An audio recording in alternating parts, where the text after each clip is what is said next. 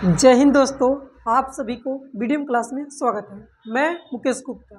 आज मैं आप लोग को ग्रुप डी और एनटीपीसी के प्रीवियस ईयर का प्रश्न लेकर आया हूँ, जो आप लोग को काफ़ी पसंद आएगा। अगर दोस्तों आप सभी का अगर ये वीडियो पसंद आएगा तो वीडियो को लाइक कीजिएगा, शेयर कीजिएगा और कमेंट बॉक्स में जरूर बताइएगा कि आप सभी का वीडियो कैसा लगा।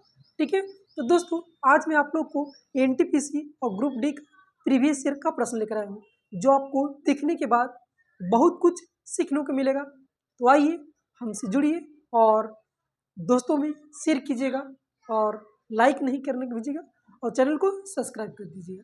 तो चलिए दोस्तों हम आप लोग को शुरू करते हैं। तो पहला प्रश्न किस प्रकार से पूछा गया है एनटीपीसी और ग्रुप डी में। देखिए सवाल को ध्यान से पढ़िए। कह रहा है कि एक वस्तु के अंकित मूल्य पर 14% की छूट देने के बाद इस वस्तु को 387 रुपये में बेचा जाता है। तो पूछ रहा है कि इसका अंकित मूल्य क्या होगा। तो देखिए दोस्तों, कह रहा है कि एक वस्तु है जिसका अंकित मूल्य 14% की छूट देने के बाद उस वस्तु को 387 रुपये में बेच दिया जाता है। पूछ रहा है कि इसका अंकित मूल्य क्या होगा। तो आपको एक सिंपल सा फार्मूला याद कर लेना है, जो आप कोई भी प्रश्न पूछेगा आप अंकित मूल्य आसानी से निकाल सकते हैं। क्या निकालना है कि एसपी माने कि सेलिंग प्राइस बराबर में एम पी गुने 100 और माइनस में डिस्काउंट परसेंट और बटा में 100। ये फार्मूला याद रहेगा तो आप कोई भी प्रश्न इस तरह के पूछेगा तो आप निकाल सकते हैं। एस पी पूछेगा तो एम पी दे रहेगा, अगर एम एस पी दे रहेगा तो एम पी पूछेगा, या डिस्काउंट भी पूछ सकता है। इसको से हम 3 सवाल को सॉल्व कर सकते हैं। तो देखिए क्या करना है। देखो हमको 387 रुपये बेचा जाता है। क्या है 80 एस पी ना है, 387 लिख देंगे। देखो और एम पी हमको ज्ञात करना है, मान मार्क प्राइस ज्ञात करना तो एम पी और गुने 100 में से हम डिस्काउंट कितना दे रहे हैं 14%। तो 14% डिस्काउंट देंगे तो कितना हो जाएगा 86% और बटा में 100 कर देंगे। अब काट देंगे 50 दूना के 100 और 2 से काटेंगे, 2 चौके 8, 2 3 6, 43 बार में। अब देखो तो कटेगा 9 बार में, 9 3 27, 9 चौके 36, 2 से कितना बार कट जाएगा 9 बार में के कट जाएगा 9 बार में। और 9 से फिर 50 में इसमें गुना करेंगे तो 9 पचे 45। हमको आ गया मार्क प्राइस पर कितना गया 450 रुपये। क्या गया 450 हमारा मार्क प्राइस आ गया। जो ऑप्शन नंबर कौन है, ऑप्शन नंबर में ये है।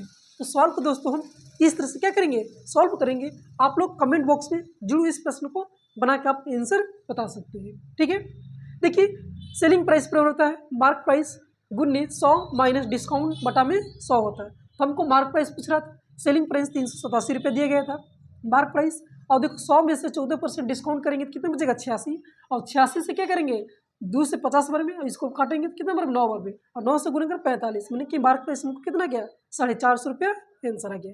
चलते हैं कि 9 क्रमांगत विषम संख्याओं का औसत 53 है। तो पूछ रहा है कि सबसे छोटी विषम संख्या क्या होगा। तो देखिए दोस्तों, आप लोग इस प्रश्न को कमेंट बॉक्स में जरूर आंसर बताइए। क्या आप लोग बताइएगा तो मुझे अच्छा लगेगा कि आप लोग बनाने जानता है। ठीक है, तो देखिए कह रहा है कि 9 क्रमांकित विषम संख्याओं का औसत 53 है। तो पूछ रहा है कि सबसे छोटी विषम संख्या क्या होगा। तो लिख लेंगे इस तरह से, 9 क्रमांकित लिख देंगे तो 1 2 3 4 5 6 7 8 9 इस तरह से लिख देंगे। और 9 क्रमांकित विषम संख्याओं का औसत कितना है, देखो 53 है। तो देखो इसको 4 को इधर करेंगे अलग और 4 को इधर अलग, और इसको 53, ये क्या है 53 विषम संख्या है, औसत है क्योंकि बीच में औसत होता है। तो देखो 9 को लिख लिए, जिसमें से 4 को इधर साइड कर दिए और 4 को इधर साइड कर दिए। ठीक है, अब कह रहा है कि सबसे छोटी विषम संख्या, तो फिर 53 में से कम करेंगे तो 51 विषम संख्या हो गया, उससे कम करेंगे तो कितना हो जाएगा 49 विषम संख्या हो जाएगा, उससे कम करेंगे तो कितना हो जाएगा 47 विषम संख्या हो जाएगा, उससे कम करेंगे तो कितना हो जाएगा 45 विषम संख्या। तो सबसे छोटी विषम संख्या क्या हो गया 45 हो गया। तो इस तरह से सबसे छोटी विषम संख्या 45 हमारा क्या गया आंसर आ गया। जब भी दोस्तों इस टाइप का प्रश्न पूछेगा तो आपको कुछ नहीं करना है, इस तरह से 9 क्रमांकित करें तो 9 को चिन्ह पढ़ देंगे, लाइन पढ़ देंगे 1 2 3 4 5 6 7 8 9, और जिसका औसत 53 गया तो बीच में लिखेंगे 53 लिख देंगे। और इससे पीछे चलेंगे तो 53 में से एक जगह तो 51 बचे विषम संख्या, 51 में से हम 49 विषम संख्या होती है, 49 में से 47 विषम संख्या होती है, और 47 पर से फिर 45 विषम संख्या होता है। तो सबसे छोटी विषम संख्या क्या है, तो 45 सबसे छोटी विषम संख्या है। जो ऑप्शन में कौन है डी है। किस प्रकार से पूछा गया है आप लोग कमेंट बॉक्स में इस प्रश्न को आंसर जरूर बताइए। क्या करें आप लोग कमेंट बॉक्स में इसको आंसर बताइए और वीडियो को लाइक कीजिएगा, शेयर करते रहिएगा, ठीक है। देखिए क्या कर रहा है कि किसी संख्या को 6, 14, 18 तथा 38 में प्रत्येक में क्या जोड़ा जाए कि नई संख्या समानुपाती हो जाए, माने समान अनुपात में हो जाए, समान रेशियो में हो जाए। कौन सी संख्या जोड़ेंगे? ये 4 ऑप्शन में से हम कौन सी संख्या जोड़ेंगे जिसका रेशियो क्या होना चाहिए? समान हो जाए। तो क्या कर रहे हैं दोस्तों, ध्यान से देखिए कि 6 है और बटा में 14 लिख देंगे और फिर इधर लिखेंगे 18 लिखेंगे और बटा में 38 लिख देंगे, इस तरह से लिख देंगे। अब क्या करना है, ये 4 ऑप्शन में से हम कोई एक ऑप्शन उठा के लिखेंगे और इसमें जोड़ के देखेंगे। तो हम देखते हैं कि अगर एक उठाएंगे तो 6 एक 7 हो जाएगा और 14 एक 15 हो जाएगा, तो नहीं ना कटेगा। तो 18 एक 19 हो जाएगा और 19 38 से 39 तो नहीं कट रहा, तो 2 उठा के लिखेंगे। क्या लिखेंगे? ऑप्शन 2 रख के देखते हैं। तो 6 और 2 कितना होता है? 8 होता है, तो 8 लिख देंगे। और 14 और 2 कितना होता है? 16 होता है, तो 16 लिख देंगे। और लिखेंगे 18 और 2 कितना होता है? 20 होता है। और 38 और 2 कितना होता है? 40 होता है। तो काटेंगे 8 दूना के 16 और फिर 40 दूना के 20 दूना के 40। देखो 1/2 और रेशियो में रेशियो लिख देंगे 1/2। क्या गया? दोनों बराबर आ गया, बराबर आ गया। तो कौन सी संख्या हम जोड़े कि दोनों का रेशियो समानुपात में हो जाएगा, माने बराबर हो जाएगा? तो कौन जोड़े? 2। ऑप्शन नंबर में बी क्या जाएगा? हमारा आंसर हो जाएगा। तो आप लोगों को उम्मीद है कि आप लोग को जरूर समझ में आ गया होगा। चलते हैं अगले दोस्तों, अगला प्रश्न किस प्रकार से है? आप लोग कमेंट बॉक्स में जरूर इस प्रश्न को बनाकर आंसर बताइए। आप लोग कैसे बना सकते हैं, बहुत जल्दी से सवाल को सॉल्व करके दिखाइए। देखिए क्या करा प्रश्न में कि पी क्यू आर एक व्यापार में क्रमशः 1/2, 1/3 और 1/12 के अनुपात में निवेश करते हैं और कुल 1,21,000 रुपये के कुल में से क्यू का हिस्सा क्या होगा? देखो 3 दोस्त हैं, जो कौन कौन है? पी क्यू आर है। क्या है? पी क्यू आर एक व्यापार में क्रमशः 1/2, 1/3 और 1/12 के अनुपात में निवेश करते हैं, ठीक है। और टोटल रुपया कितना है? 1,21,000 रुपया है। में से कह रहा है कि क्यू का हिस्सा क्या होगा। भाई कैसे सॉल्व करेंगे? देखिए तो पी क्यू और आर है, जिसका 1/2 है, 1/3 है और 1/12 है, ठीक है। तो क्या करेंगे? सबसे पहले इन सब का एलसीएम लेंगे। तो एलसीएम कितना हो जाएगा? 12। तो ये 12 से क्या कर देंगे? मल्टीप्लाई कर देंगे। तो काटेंगे 2 छक्का 12। क्यू का मान क्या गया? 6 आ गया। 3 से 3 चौके 12। क्यू का हिस्सा कितना गया? 4 आ गया। और 12 से 12 कटेंगे, आर का हिस्सा 1 हो गया। तो टोटल कितना हो गया? 6 4 10 और 1 11। अब 11 के वैल्यू कितना दिया है? 21,000, 1,21,000 रुपये। तो 11 के वैल्यू इतना है, तो एक का वैल्यू कितना हो जाएगा? 11,000। कितना हो जाएगा? 11,000 हो जाएगा। कितना? 11,000 हो जाएगा। तो पूछ रहा है कि क्यू का हिस्सा कितना होगा। तो देखो यहाँ क्यू का हिस्सा कितना है? 4 न है, तो 4 का वैल्यू 4 से क्या करेंगे? 11 चौक 44। 44,000 क्या आ जाएगा? क्यू का हिस्सा हो जाएगा। ये हमारा आंसर है। जो ऑप्शन नंबर कौन है? ये है। तो सॉल्व को दोस्तों इस तरह से क्या करेंगे? हम सॉल्व करेंगे। चलते हैं एवरेज का प्रश्न है, तो आप लोग कमेंट बॉक्स में इस प्रश्न का आंसर जरूर बताइए। तो देखिए क्या कह रहा है प्रश्न में कि 8 विद्यार्थियों के अंकों का औसत 51 है। क्या है? 8 विद्यार्थियों के अंकों का औसत 51 है तथा अन्य 9 विद्यार्थियों के अंकों का औसत 68 है। तो पूछ रहा है कि सभी विद्यार्थियों के औसत क्या होगा। तो इसको हम कैसे जल्दी सॉल्व करेंगे? तो बहुत सिंपल सा प्रश्न है। तो देखिए क्या करते हैं, 8 विद्यार्थियों का औसत, 8 विद्यार्थियों का औसत कितना है? 51 है। क्या है? 51 है। तो गुना करेंगे 8, 8 × 5 = 40। कितना हो गया? 408 हो गया। फिर कह रहा है कि 9 विद्यार्थियों का औसत 68 है। 9 विद्यार्थियों का औसत कितना है? 68 है। मल्टीप्लाई करेंगे तो कितना?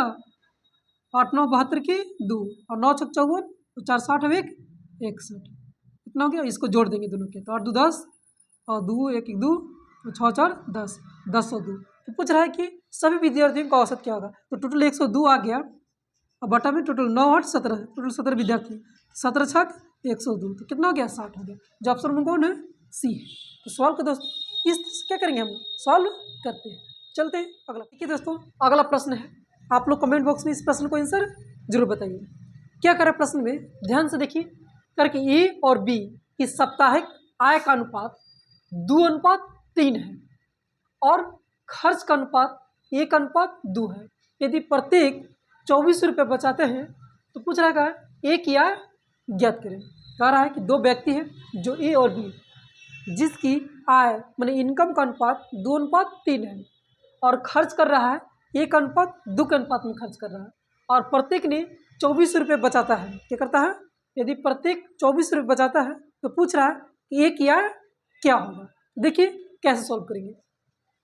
देखो तो आय बराबर होता है, देखिए हम करेंगे आय में से हम अगर हम क्या करेंगे, बचत को घटा देंगे तो क्या बच जाएगा? खर्च। क्या हो जाएगा? खर्च हो जाएगा। क्या हो जाएगा? आय मान लो कि पूरी इनकम है, उसमें से हम बचत को घटा देंगे तो क्या बचेगा? खर्च बचेगा। क्या बचेगा? खर्च बचेगा। तो उसी तरह से हम आय कितना है तो 2 है तो 2x ले लेंगे, उसमें से हम बचत कितना कर रहा है 24,000 रुपये, तो 24,000 को घटा देंगे और बटा करेंगे। उसी तरह से दूसरा का कितना है, बी के है तो 3x हो जाएगा, जिसमें से हम इसको भी 24,000 बचत कर रहा है तो 24,000 घटा देंगे तो बचत बचेगा। अब बचत का अनुपात कितना है 1:2 है, तो 1:2 क्या हो जाएगा 2 हो जाएगा। इसका करेंगे सॉल्व करेंगे। अब इससे मल्टीप्लाई करो तो 4x हो जाएगा और 24 दूना 48 हो जाएगा, अब बराबर में 3x हो जाएगा और माइनस में 24,000 हो जाएगा। ठीक है, इसको देखो 4x में से 3 जाए कितना बचेगा? x बचेगा, और 48 में से 24 जाए कितना बचेगा? 24 बचेगा, तो 24,000। x का मान कितना गया? 24,000 आ गया। तो पूछ रहे कि ये क्या है, क्या होगा? ये क्या है? एक की रेशियो कितना है? आय की रेशियो 2 है, तो एक की कितना हो जाएगा? एक की तो 24 दूना के 48, 24 दूना 48,000 रुपये। ये क्या है? कितना है? 48,000 रुपये। जो ऑप्शन कौन है? डी है। तो सॉल्व को दोस्त कुछ इस प्रकार से क्या करेंगे, सॉल्व करते हैं। अगला प्रश्न किस प्रकार से पूछा जा रहा है? क्या कह रहा है कि ए काम को 24 दिनों में और बी 40 दिनों में कर सकते हैं। यदि वे एक साथ मिलकर 10 दिनों तक काम करते हैं तो काम का कितना अंश बच जाता है? ए है से किसी काम को 24 दिनों में करता है और बी उसी काम को 40 दिनों में कर सकते हैं। यदि दोनों एक साथ मिलकर 10 दिन तक काम किया है तो पूछ रहा है कि काम का कितना हिस्सा बच जाएगा। देखिए सॉल्व करेंगे। एक काम को 24 दिनों में कर रहा है, बी उसी काम को 40 दिनों में कर रहा है। इन दोनों का एलसीएम लेंगे तो 24 और 40 का एलसीएम कितना होता है? 120 होता है। तो 24 बचे 120 और 40 दिया 120 होता है। आप देखो दोनों ए प्लस में बी मिलकर काम का कितना हिस्सा कर चुके हैं? 10 दिनों तक कर चुके हैं। तो ये दोनों की क्षमता कितना है? 5 और 3 तो 8, 8 गुने 10 कितना? 80 काम हो चुका है। टोटल 80 काम हो चुका है। टोटल 120 है, 120 में से 80 काम हो चुका है तो कितना बचेगा? 40 काम बचेगा। कितना बचेगा? 40 काम। और कितना काम है टोटल? 120 काम है। 120 काम काट देंगे तो कितना? 12 1/3 भाग क्या होगा? अभी काम बचा हुआ है। कितना बचा हुआ है? 1/3 भाग। क्या किए? सॉल्व किए। दोनों मिलकर 8 की क्षमता से काम करें और 10 दिन में तो 80 काम हो गया। टोटल 120 में से 80 काम हो गया तो कितना बचा? 40 काम। और कितना पर? टोटल 120 पर, तो काटेंगे तो कितना? 1/3 भाग अभी बचा हुआ है। ठीक है, प्रश्न किस प्रकार से पूछा जा रहा है आप लोग कमेंट बॉक्स में इस प्रश्न को आंसर जरूर बताइए। ठीक है, देखिए क्या करा, किसी वर्ग की भुजा को 2 गुना किया जाए तब क्षेत्रफल में कितना प्रतिशत की वृद्धि होगा। तो सबसे पहले हम जानेंगे दोस्तों कि किसी वर्ग की भुजा है तो उसको क्षेत्रफल में क्या करा कि वर्ग की भुजा को 2 गुना कर दिया जाता है। कितना कर दिया जाता है? 2 गुना कर दिया जाता है। तो उसके क्षेत्रफल में कितना प्रतिशत की वृद्धि होगा, तो आप लोग बनाइए। देखिए सबसे पहले हम जानेंगे कि वर्ग का क्षेत्रफल। तो वर्ग का क्षेत्रफल क्या होता है? भुजा स्क्वायर होता है। क्या होता है? भुजा स्क्वायर होता है। तो मान लेते हैं कि वर्ग का क्षेत्रफल पहले ये था। क्या था? ये था। अब उसमें वृद्धि हुआ है। देखो मान लेते हैं कि वर्ग की भुजा कितना है? ये है। अब उसकी भुजा को 2 गुना कर दिया जाता है। क्या कर दिए? 2 गुना कर दिया। पहले भुजा कितना था? ये था। अब भुजा को 2 गुना कर दिया तो 2a हो गया। अब कह रहा है कि क्षेत्रफल में क्या परिवर्तन होगा, तो वर्ग का क्षेत्रफल भुजा स्क्वायर होता है। तो क्या करेंगे? इसका स्क्वायर कर देंगे और बराबर में 2a के स्क्वायर कर देंगे। 2a के स्क्वायर करेंगे तो a स्क्वायर हो जाएगा और 2 के स्क्वायर कितना हो जाएगा? 4a हो जाएगा। क्या था? 4a स्क्वायर हो जाएगा। तो कितना की वृद्धि हो रहा है? देखो पहले भुजा a स्क्वायर था क्षेत्रफल, अब बढ़ के कितना हो गया? 4a स्क्वायर हो गया। कितना की वृद्धि हुआ है? 3a स्क्वायर की वृद्धि हुआ है। और कितना पर? a स्क्वायर पर। क्या हो जाएगा? कट जाएगा तो कितना बचेगा? 3। और गुने में परसेंट में बदलना है, परसेंट में बदलना गुने क्या करेंगे? 100। कितना हो जाएगा? 300% की क्या होगा? वृद्धि होगा। उसकी क्षेत्रफल में 300% की क्या होगा? वृद्धि होगा। ठीक है, चलते हैं अगला प्रश्न। इस प्रकार से पूछा जा रहा है, आप लोग ध्यान से देखिए और कमेंट बॉक्स में इस प्रश्न का आंसर जरूर बताइए। ठीक है दोस्तों, आप लोग को वीडियो जरूर पसंद आया होगा। अगर वीडियो पसंद आया हो वीडियो को लाइक कीजिएगा, शेयर कीजिएगा और कमेंट बॉक्स में बताइएगा आप सभी को वीडियो कैसा लगा। तो देखिए पहला प्रश्न क्या कर रहा है कि एक बेलन है जिसके आधार की त्रिज्या 7 सेंटीमीटर है तथा ऊंचाई 15 सेंटीमीटर है। पूछ रहा है कि बेलन का कुल पृष्ठीय क्षेत्रफल क्या होगा। तो सबसे पहले हमको मालूम करना होगा कि बेलन का कुल पृष्ठीय क्षेत्रफल कितना होता है, जिसमें से दिया गया है हमको रेडियस दिया गया कितना दिया 7 सेंटीमीटर दिया गया और हाइट दिया गया कितना 15 सेंटीमीटर दिया गया है। हम जानते हैं कि बेलन का कुल पृष्ठीय क्षेत्रफल कितना होता है, तो बेलन का कुल पृष्ठीय क्षेत्रफल 2 पाई आर क्या होता है 2 pi R into R plus में एच होता है। बेलन का कुल पृष्ठीय क्षेत्रफल होता है क्या होता है 2 pi R into R plus H. तो 2 गुने पाई का मान 22/7 बिठाएंगे और गुने आर का मान 7 है और फिर लिखेंगे 7 प्लस में 15 लिख देंगे 7 से 7 कट जाएगा 22 चौक 88 हो जाएगा, बोलो 22 दूना के 44 22 दूना के 44 और गुने 15 5 20 22 और 22 से दूना के क्या करेंगे 22 से 44 में गुना करते हुए देखो 22 से 2 में गुना करते तो 88 हो जाएगा, 88 से 11 में गुना करेंगे कितना हो जाएगा तो 8 हो जाएगा और 8 हो जाएगा और 976 कितना हो जाएगा 978 9 8 8 16 तो 16 और 1 9 968 रुपये क्या हो जाएगा हमारा आंसर हो जाएगा। तो बेलन की कुल पृष्ठीय क्षेत्रफल कितना हो जाएगा 968 हो जाएगा, क्या हो जाएगा 968। जो ऑप्शन नंबर कौन है सी है। इस प्रकार से क्या करेंगे हम सॉल्व करेंगे। चलते हैं दोस्तों लास्ट प्रश्न है, आप लोग इस प्रश्न का आंसर कमेंट बॉक्स में जरूर बताइए। क्या करा प्रश्न में कि 180 मीटर लंबी रेलगाड़ी 20 मीटर प्रति सेकंड के चाल से चलते हुए समान दिशा में 10 मीटर प्रति सेकंड के चाल से चल रहे आदमी को पार करने में कितना समय लगेगा। एक 180 मीटर लंबी रेलगाड़ी है जो 20 मीटर प्रति सेकंड की चाल से चलते हुए समान दिशा में 10 मीटर प्रति सेकंड के चाल से चल रहे आदमी को पार करने में कितना समय सेकंड लगेगा। मान लेते हैं कि रेलगाड़ी है इधर जा रहा है 180 मीटर लंबी रेलगाड़ी है, क्या है 180 मीटर लंबी रेलगाड़ी है और कितने की चाल से चल रहा है 20 मीटर प्रति सेकंड की चाल से चल रहा है, ठीक है 20 मीटर प्रति सेकंड की चाल से। तो कह रहा है और उसी दिशा में एक व्यक्ति है कोई व्यक्ति है जो 10 मीटर प्रति सेकंड की चाल से चलता है। रेलगाड़ी इधर चल रहा है आदमी इधर चल रहा है, तो दोनों की दूरी क्या होगा घटेगा, क्योंकि आदमी की रेलगाड़ी के सामने दूरी को क्या कर देता है नगण्य मान लिया जाता है। तो टोटल 180 मीटर की दूरी है, हमको क्या करना है पार करने में कितना समय लगता है टाइम। तो टाइम बराबर क्या होता है डिस्टेंस बटा स्पीड होता है। तो स्पीड तो 20 मीटर प्रति सेकंड की चाल से आदमी 10 मीटर प्रति सेकंड की चाल से चल रहा है, तो दोनों के दोनों समान दिशा में तो क्या होता है अंतर होता है। तो 20 में से 10 जाएगा कितना बचेगा 10 बचेगा और 1 0 से 1 0 कट गया तो कितना 18 सेकंड आदमी को पार करने में लगेगा। ऑप्शन नंबर कौन है सी। तो ऑप्शन नंबर कौन हो गया सी हो गया, हमारा आंसर हो गया। तो दोस्तों आप सभी ये वीडियो ये क्लास कैसा लगा आप लोग कमेंट बॉक्स में जरूर बताइएगा। अगर आप लोग को अच्छा लगा हो तो और हम वीडियो लेकर आते रहेंगे और आप लोग को अच्छी सवालों को प्रैक्टिस करवाएंगे। तो आप लोग को वीडियो पसंद आया होगा तो शेयर कीजिए, कमेंट बॉक्स में जरूर बताइएगा। तब तक की जय हिंद, अगले वीडियो में फिर मिलते हैं।